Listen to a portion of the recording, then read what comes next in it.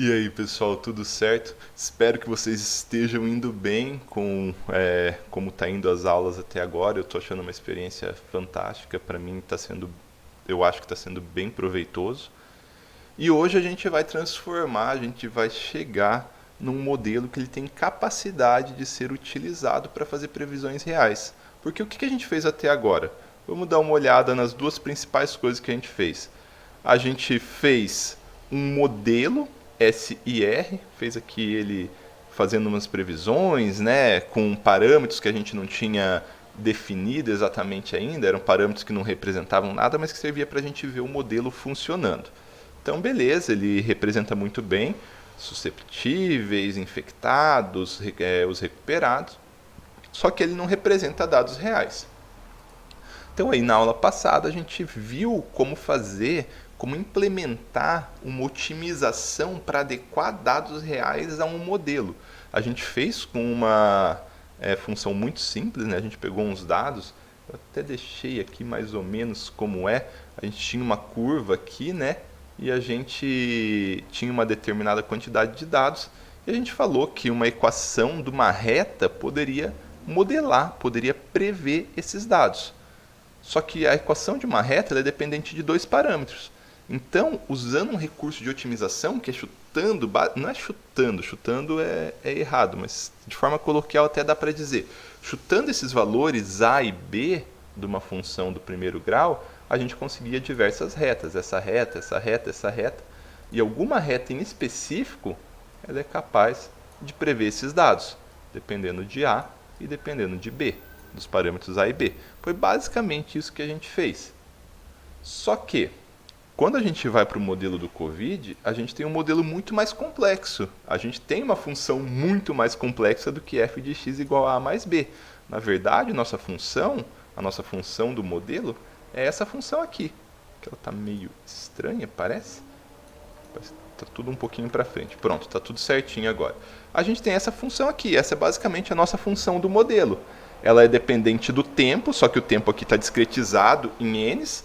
Aqui é uma função que depende de x. Basicamente, a gente vai fazer as mesmas coisas, só que em vez de usar uma equação simplesinha, a gente vai usar um sistema de equações e vai adequar para deixar isso daqui, esse programa, esse SR nosso, igual esse daqui.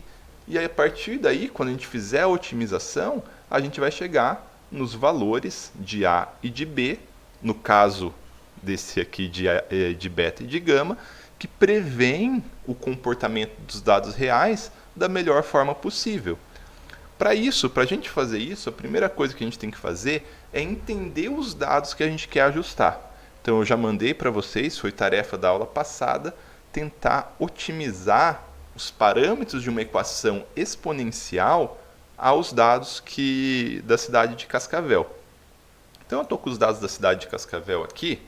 Vamos dar uma olhada neles direitinho, porque talvez a gente precise fazer alterações no nosso programa para conseguir utilizar ele. Porque, vamos lá, a gente tem os dados de Cascavel, vamos por enquanto falar só de casos confirmados. Vamos deixar de tarefa para a gente prever as outras coisas, mas vamos falar só de casos confirmados por enquanto. Se a gente for ver aqui, e isso é uma coisa importante, porque vocês vão ver como que é trabalhar com dados reais. Os dados reais às vezes às vezes não estão exatamente como a gente quer para utilizar no modelo. A gente tem que analisar, a gente tem que adaptar, a gente tem que às vezes modificar para conseguir utilizar. A gente pode modificar os dados, pode modificar os modelos. E os dados, como eles são passados para a gente aqui, especificamente esses dados da Secretaria de Saúde de Cascavel, eles nos dão o total de casos confirmados de Covid até agora. Então a gente vê, a coisa não está muito bonita, né? Até o dia que eu enviei para vocês tinha 788 casos.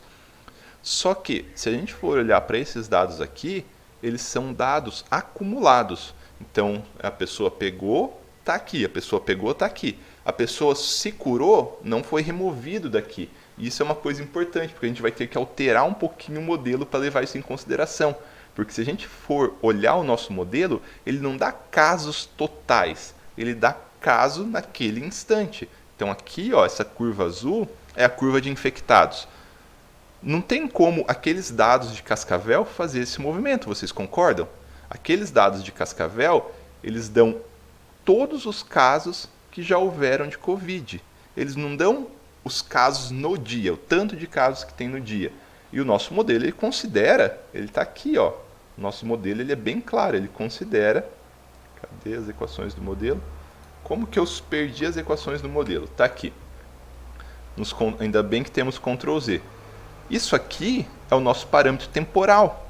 Ele dá infectados, susceptíveis e recuperados exatamente num determinado tempo. Ele não dá o acumulado. Então a primeira coisa que a gente vai ter que fazer aqui, e ela não é muito complicada, até é bem intuitivo pensar nisso, é um acumulado total. Um acumulado total de infectados. Como que a gente faz um acumulado total de infectados? Basicamente, eu acho que a forma mais simples que eu vi de fazer isso é que, no nosso caso, a pessoa ela é infectada, depois ela deixa de ser infectada para ser recuperada. Então, o total de pessoas infectadas é essas que estão infectadas no momento, mais as recuperadas no momento. Vocês concordam? Pensa um pouquinho, porque o nosso ele dá... a gente teve 10 infectados, no outro dia teve mais 12 infectados e 2 recuperados. O total de infectados que a gente tem é os 12 naquele dia, mais os 2 que foram recuperados. Então, a gente pode colocar aqui, e até para ficar parecido com outro modelo, eu vou colocar os infectados calculados. Só que eles vão ser a somatória de todos os infectados que já teve.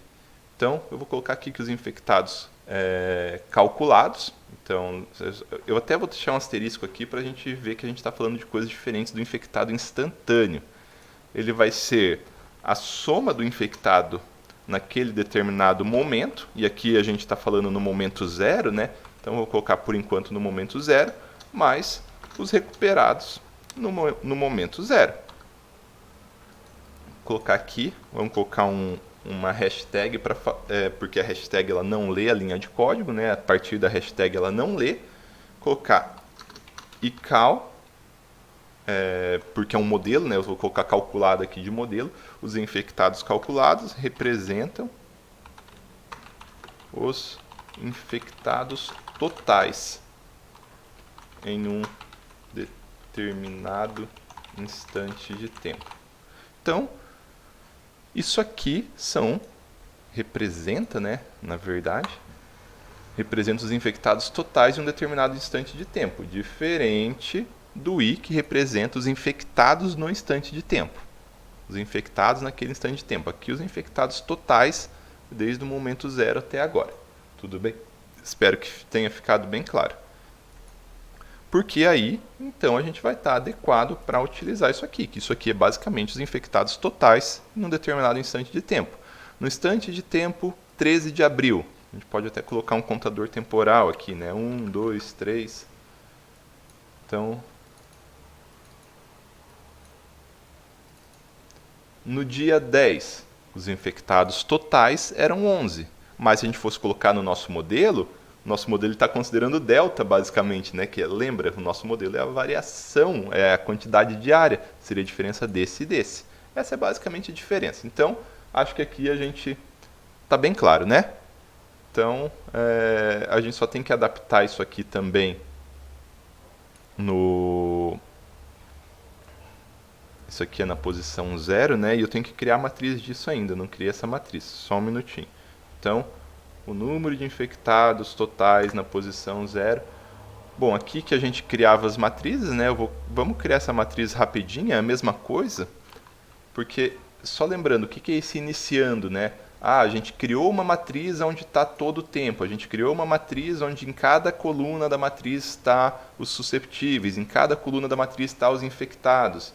E vamos colocar aqui a mesma coisa, onde cada coluna da matriz estão os infectados totais. Na primeira linha vai ser igual, os infectados com os infectados totais, porque tem a mesma coisa. Até começar a ter recuperado, isso aqui e isso aqui vai ser igual. Tudo bem? Bom, Agora a gente vai aqui e vai ter que colocar a mesma coisa na equação, né? A gente pode pegar aqui, né, os infectados totais. Ele sempre vai ser a soma dos infectados num determinado instante de tempo mais os recuperados em determinado instante de tempo. Então aqui em cima, ó, a gente calcula os susceptíveis no instante n mais 1, os infectados no n mais 1 e os recuperados no n mais 1. Então se a gente quiser calcular os infectados totais no n mais 1, vai ser isso aqui mais isso aqui, vocês concordam? Então IN mais 1 e RN mais 1. A gente está na iteração 0, a gente pega esses valores aqui. A gente está na iteração 1, calculou o infectado da iteração 1, calculou o recuperado da iteração 1. Soma os dois, tem os infectados totais da iteração 1. Ficou claro? Certinho? Então, beleza. Eu acho que é só isso que a gente tem que fazer de modificação no modelo para adequação aos dados. Então, essa é a parte 1. Adequação dos modelos ao dado. Adequação do modelo aos dados experimentais que a gente tem. Eu acho que agora ele está capaz de fazer essa alteração. A gente pode até colocar aqui um plot só para ver se funciona. Vamos ver aqui, plot T e cal. Ele vai ficar de alguma forma muito parecido com essa equação verde. Vamos lá, vamos conectar aqui e vamos rodar tudo. Vamos ver se funciona.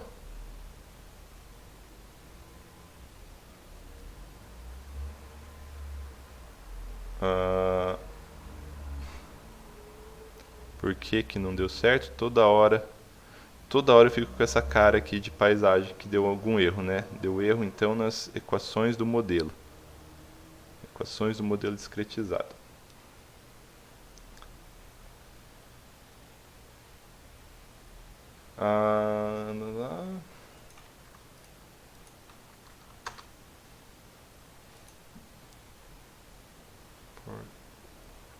Bom, por algum motivo, eu apertando minhas teclas aqui de... eu apertando minhas teclas de atalho devo ter apagado o N. Então, estava for in range, não fazia nem sentido, né? For N in range. E agora sim podemos plotar os gráficos.